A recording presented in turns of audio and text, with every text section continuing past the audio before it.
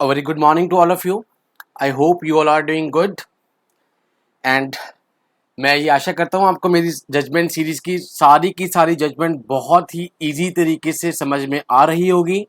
If still anybody is having any doubt वो मुझे comment box में बता सकता है सो डैट मैं एक रिस्पेक्टिव क्वेरी को अगली जजमेंट में सॉर्ट आउट करने की कोशिश करूँगा.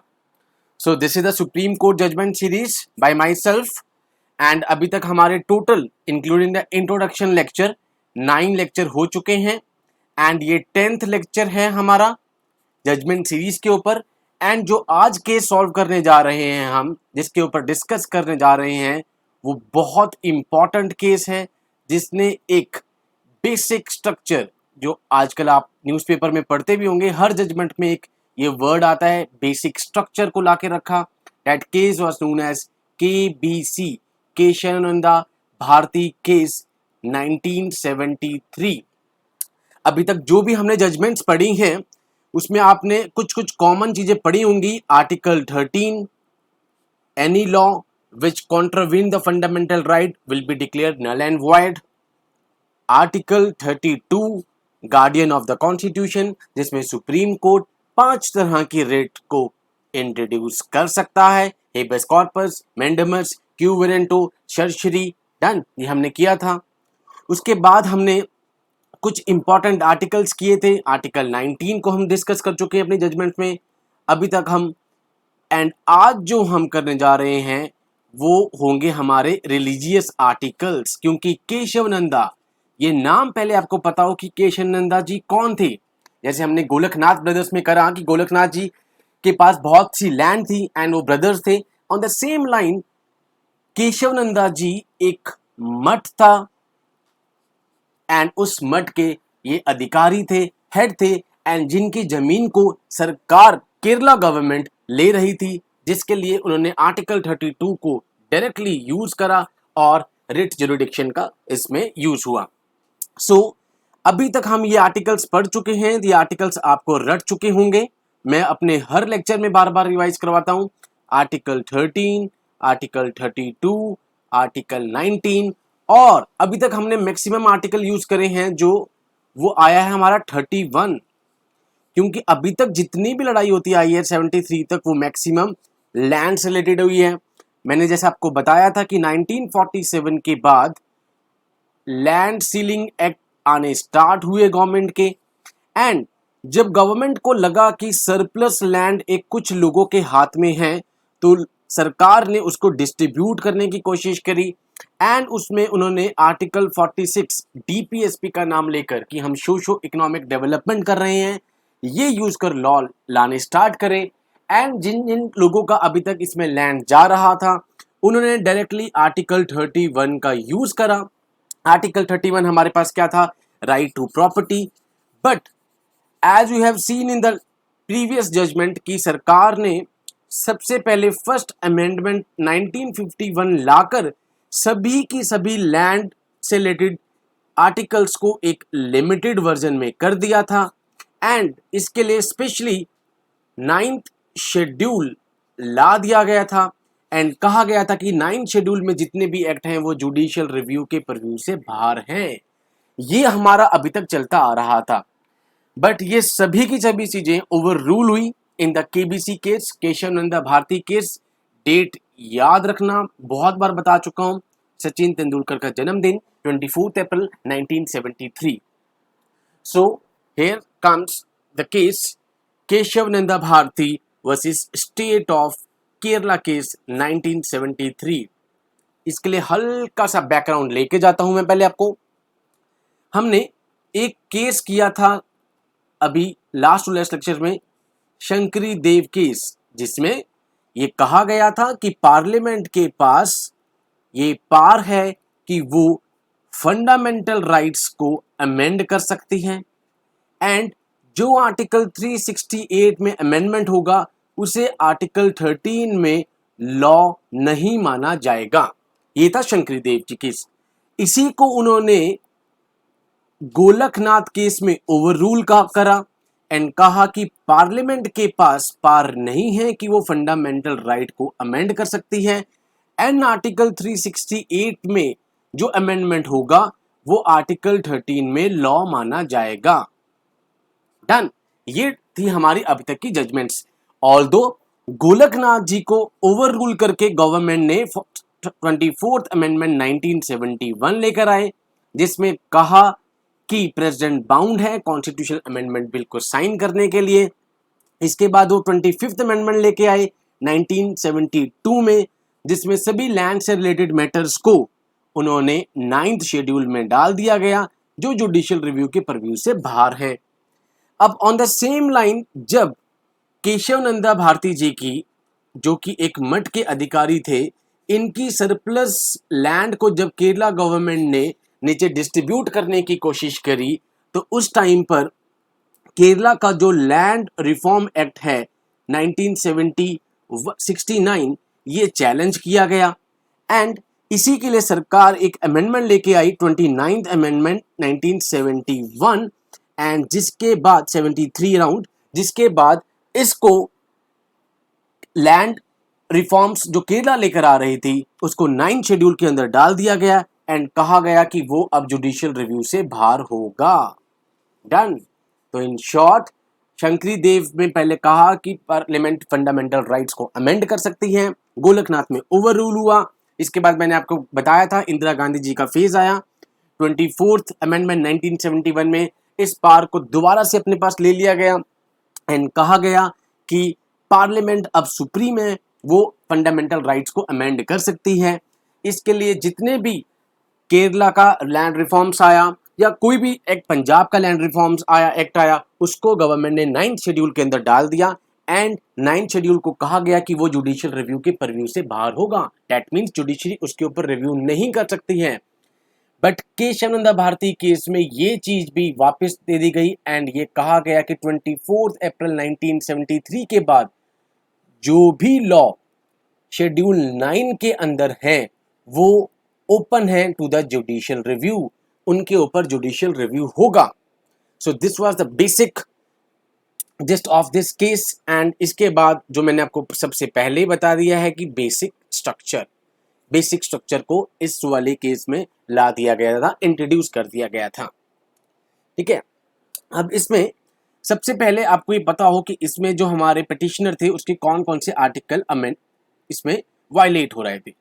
फर्स्ट उन्होंने कहा आर्टिकल 13। आर्टिकल 13 तो होगा ही कि कोई भी लॉ जो फंडामेंटल राइट को वायलेट कर रहा है वो नल एंड वॉइड डिक्लेयर हो जाना चाहिए। ओके। सेकंड उन्होंने कहा कि मेरा आर्टिकल 25। आर्टिकल 25 क्या कहता है? It is the freedom of conscience and free profession, practice and propagation of the religion, कि आप कोई भी रिलीजन प्रोपोगेट कर सकते हैं, प्रोफेस कर सकते हैं, प्रैक्टिस कर सकते हैं, ये आपके पास फ्रीडम है under article 25। Done. But all the things are subject to some reasonable restriction, health and public morality and the other rights. इन चीजों को आप वायलेट नहीं करवा सकते हैं। डन। इसका एग्जांपल मैं आपको बताता हूं। हेल्थ, आप देखते होंगे हर साल दिवाली पे सुप्रीम कोर्ट की गाइडलाइंस आ जाती हैं, तो उन्होंने कहा कि आप रिलीजन करिए, बट यहां पर हेल्थ के ऊपर कुछ नहीं आएगा। It is a reasonable restriction. इसलिए हर बार क्रैकर के लिए सुप्रीम कोर्ट कुछ गाइडलाइन दे देती है। पब्लिक मोरालिटी और हेल्थ से रिलेटेड ही मोरालिटी पे लास्ट ईयर हमारे पास ट्रिपल तलाक आया। Done.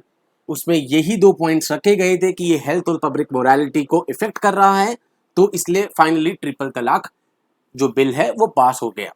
Done. So it is the freedom of conscience and free profession, practice and propagation. यहां पर केशव नंदा जी ने कहा कि अंडर आर्टिकल 25 मेरे पास ये राइट है। नेक्स्ट उन्होंने कहा कि मेरे पास आर्टिकल 26 यहां हम कर रहे हैं अभी, freedom to manage religious affairs, कि ये जो मठ है यहां पर मैं खाली अधिकारी हूं। डन। एंड उन्होंने कहा subject to the public order, morality and health, every religious denomination have the right to establish, maintain institution, to manage own affairs, to own acquire property, to administer such property. अब यहां पर कौन सा article violet हो रहा है इनका?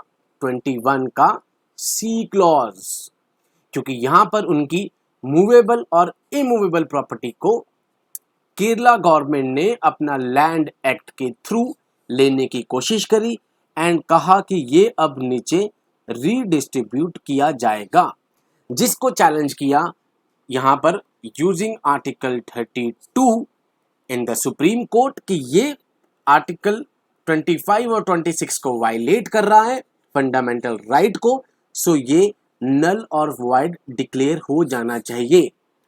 Although मैं आपको बता देता हूं कि इस केस की सबसे अच्छी बात यह है कि ऑल्दो केशव नंदा जी ये केस तो हार गए, बट केशव नंदा जी के कारण दो बहुत इंपॉर्टेंट चीजें, फर्स्ट इज बेसिक स्ट्रक्चर, ये हमारे कॉन्स्टिट्यूशन में इसमें आया गया कि हर केस में बेसिक स्ट्रक्चर को लाया गया। बेसिक स्ट्रक्चर का परफेक्ट एग्जांपल मैं आपको बिल्कुल लास्ट में बताऊंगा 2015 में जो यूज हुआ है। एंड उसके बाद कहा गया कि 9th शेड्यूल में जो भी होगा will be open to the judicial review, वो जुडिशियल रिव्यू से ओपन होगा।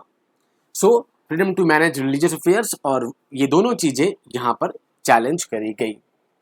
अब केशव नंदा भारती जी, जैसे मैंने आपको बताया कि वो हेड सीर थे एक इडनीर मठ था कासरागोड डिस्ट्रिक्ट में, इन केरला में ये डिस्ट्रिक्ट है, यहां पर 61 से इसके हेड थे। ओके, सो इनके पास अंडर आर्टिकल 25 एंड 26 ये राइट है कि वो अपने रिलीजियस अफेयर्स को कैरी ऑन कर सकते हैं जब तक वो पब्लिक ऑर्डर, हेल्थ और मोरालिटी को कुछ इफेक्ट नहीं कर रहा है। अब केरला गवर्नमेंट ने 1969 में क्या करा, केरला के एक लैंड रिफॉर्म एक्ट को लेकर आए। 69 वही ईयर जब गोलकनाथ जी का केस आया था। To fulfil the socio economic obligation of the Kerala, यहां पर उन्होंने कहा कि यहां पर हम article 46 and article 37 of DPSP, जिसमें यह कहा गया है कि सोशो इकोनॉमिक डेवलपमेंट के लिए सरकार लॉ लेके आ सकती है, इसलिए इस केरला लैंड रिफॉर्म एक्ट को उन्होंने 29th अमेंडमेंट लाकर इसे शेड्यूल 9 में ऐड कर दिया, सो डैट इसके ऊपर जुडिशियल रिव्यू भी ना लग सके।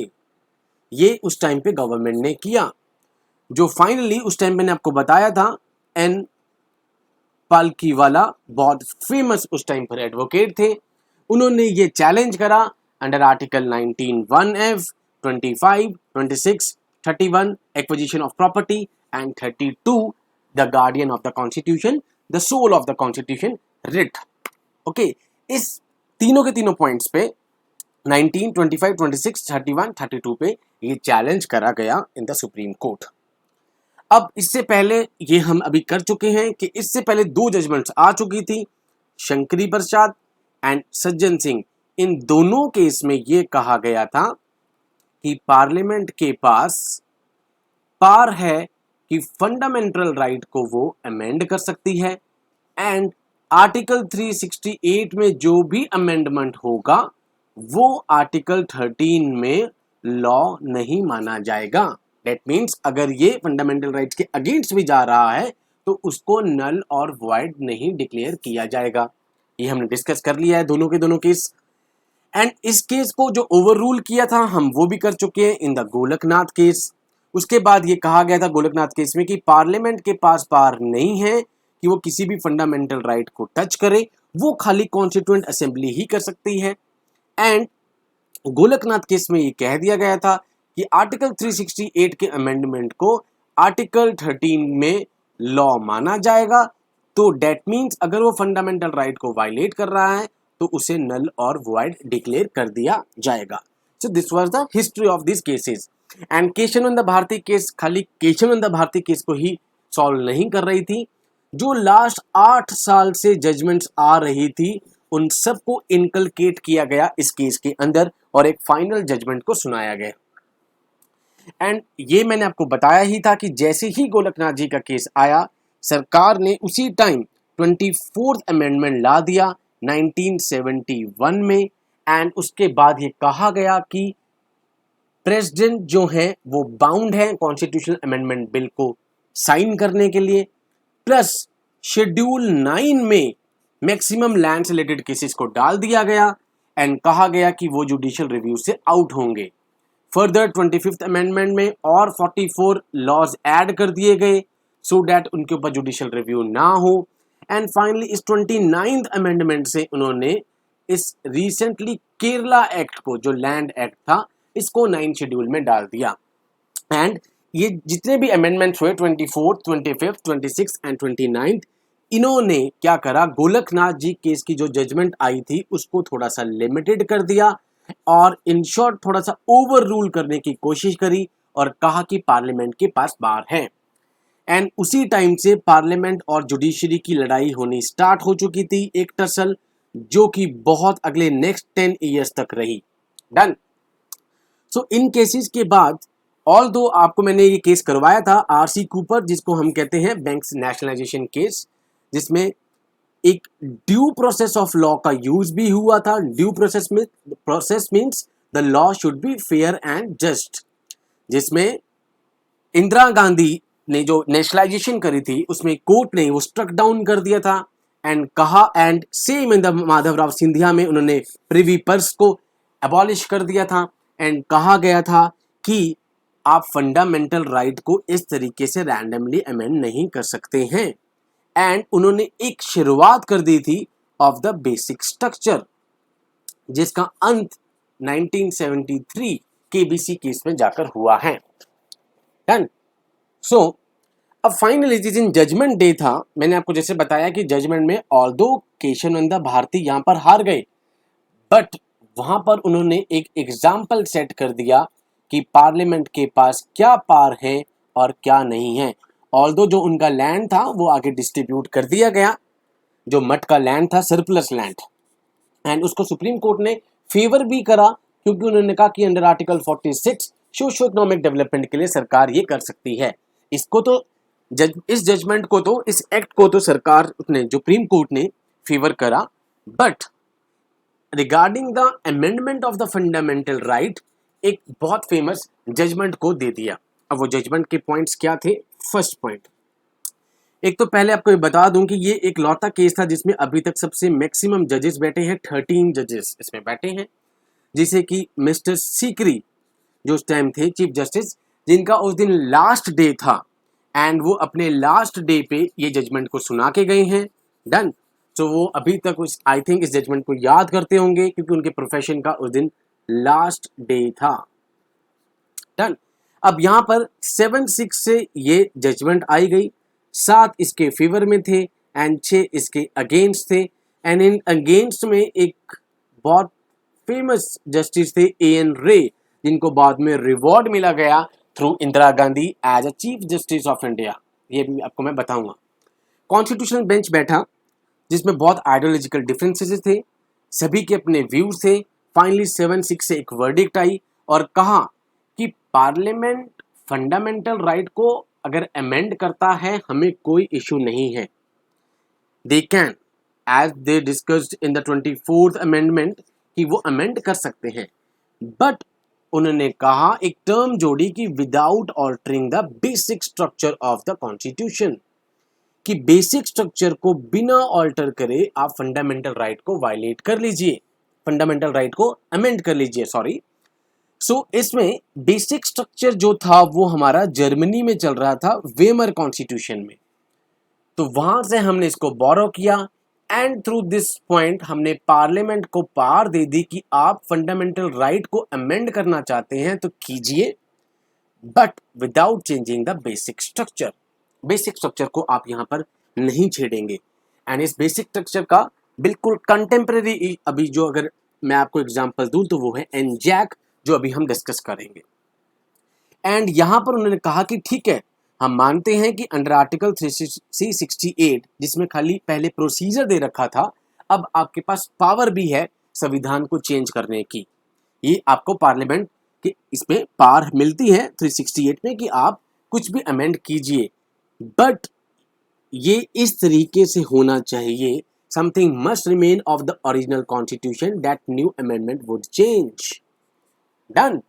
एंड यहां पर उन्होंने बेसिक स्ट्रक्चर को डिफाइन तो नहीं करा, कुछ बेसिक सी चीजें ही जोड़ी, फेडरलिज्म, सेक्युलरिज्म, डेमोक्रेसी, ये, बट बाद में एक फेमस जस्टिस थे खन्ना, जिन्होंने बेसिक स्ट्रक्चर को पूरा का पूरा डिफाइन करा। एंड अभी अराउंड 20 बेसिक स्ट्रक्चर के अंदर डेफिनेशंस आती हैं जो टाइम टू टाइम चेंज होती रहती है। सो यहाँ से कोर्ट ने एक नया कॉन्सेप्ट ऐड करा, दिस बेसिक स्ट्रक्चर, प्लस ये कहा गया कि जो अब 9th शेड्यूल में जितने भी एक्ट हैं वो 24 अप्रैल 1973 के बाद से जुडिशियल रिव्यू के लिए ओपन रहेंगे। पहले अभी तक 73 तक क्या चलता आ रहा था कि जितने भी लैंड एक्ट आ रहे थे, लैंड रिफॉर्म्स एक्ट आ रहे थे, सब के सब 9th शेड्यूल में ऐड कर दिए जा रहे थे एंड 9th शेड्यूल में ऐड करते ही वो जुडिशियल रिव्यू से बाहर हो रहे थे। बट फाइनली इस जजमेंट के बाद उन सभी को जुडिशियल रिव्यू के लिए ओपन करा गया एंड एक नया कॉन्सेप्ट ऐड हुआ, बेसिक स्ट्रक्चर।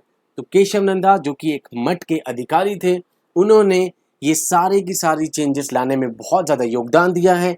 बट गेम यहीं पर ख़त्म नहीं हुई। इसके बाद इंदिरा गांधी जी के साथ इनकी टसल और बढ़ गई एंड इसको ओवर रूल करने की कोशिश करी गई 42nd अमेंडमेंट 1976 में, जिसको मिनी कॉन्स्टिट्यूशन भी कहा जाता है, जिसमें यह कहा गया कि पार्लियामेंट ही सुप्रीम है, कि पार्लियामेंट के पास पावर है। डन। इंदिरा गांधी जी ने यहाँ पर चेंज करने की कोशिश करी। जैसे ही ये जजमेंट आई, इस जजमेंट के बाद एक फर्स्ट जो है प्लेटफॉर्म क्रिएट हो गया था फॉर 3 जजेस केसेस। ये 3 जज केस क्या है, कॉलेजियम सिस्टम, ये हम करेंगे धीरे धीरे। बट यहाँ पर 3 जजेस को हटा दिया गया जिनका नाम एक लिस्ट में था चीफ जस्टिस बनने के लिए।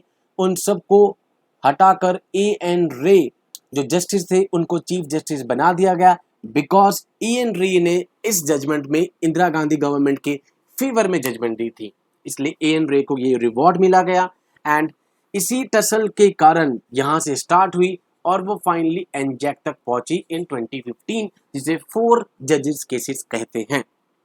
Done.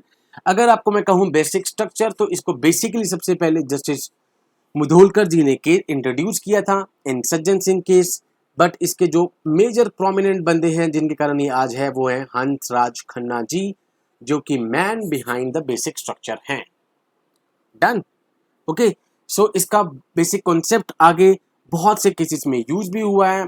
For example SR Bommai case में यूज हुआ है, जिसमें सुप्रीम कोर्ट ने अपहेल्ड कर दिया था dismissal of the government by the president following the demolition of the Babri मस्जिद, कि ये एक सेक्युलरिज्म के अगेंस्ट जा रहा है, इसलिए हम इसको बेसिक स्ट्रक्चर के देखते हुए नल एंड वॉइड डिक्लेयर कर रहे हैं।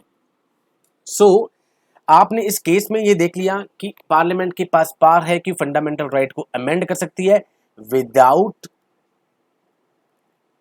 Altering the basic structure.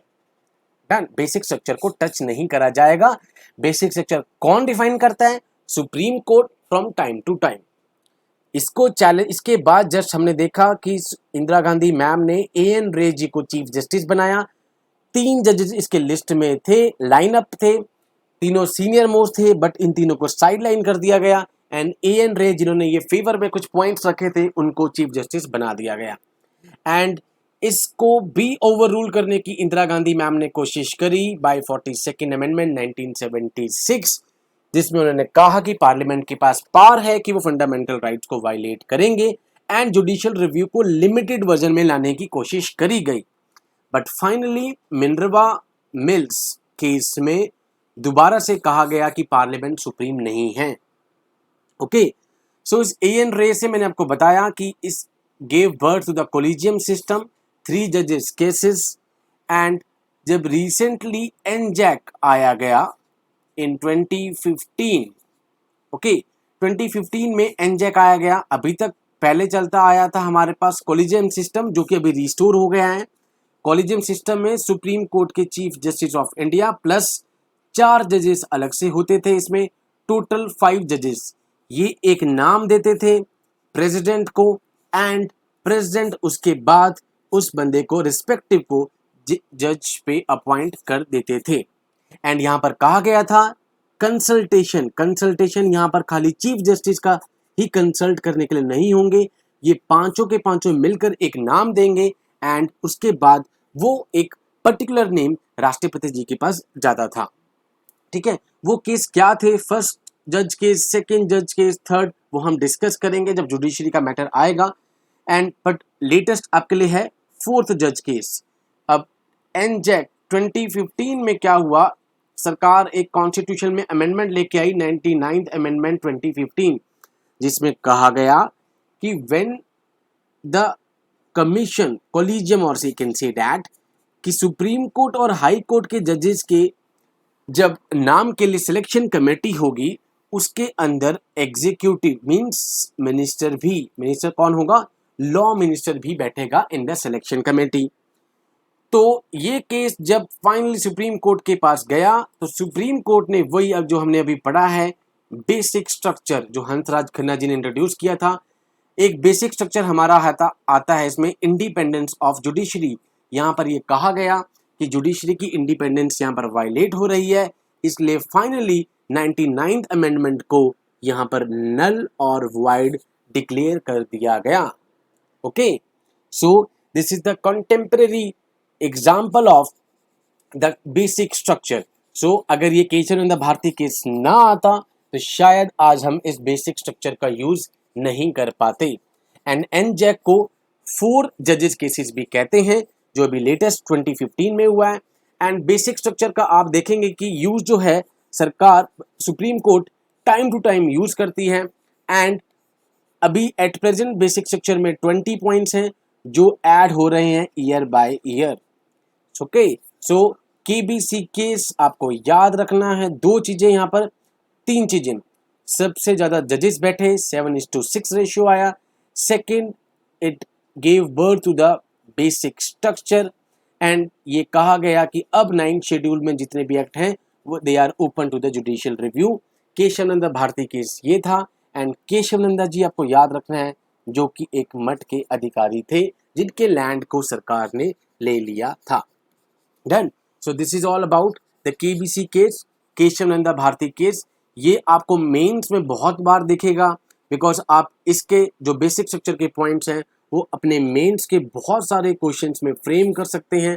And ये इंटरव्यू का भी बहुत ही बेसिक क्वेश्चन है कि is parliament is empowered to amend the constitution, कि क्या पार्लियामेंट कॉन्स्टिट्यूशन को अमेंड कर सकती है। ये क्वेश्चन बहुत बार पूछा जाता है। तो you should have answered that under Article 368 it gives power and procedure to the Parliament to amend the Constitution but without altering the basic structure of the Constitution. Basic structure को आप नहीं हिला सकते हैं। So this is all about the KBC case. अभी तक जितने भी केसेस हुए हैं वो सब इंटरकनेक्टेड चल रहे हैं। So प्लीज जिन्होंने अभी तक ये सीरीज नहीं देखी है वो मेरे हर केस की एक जो वीडियो है उसको देखें सो दैट इसके आने वाले केस जो हैं आपको अच्छे से समझ आए। जय हिंद टू ऑल।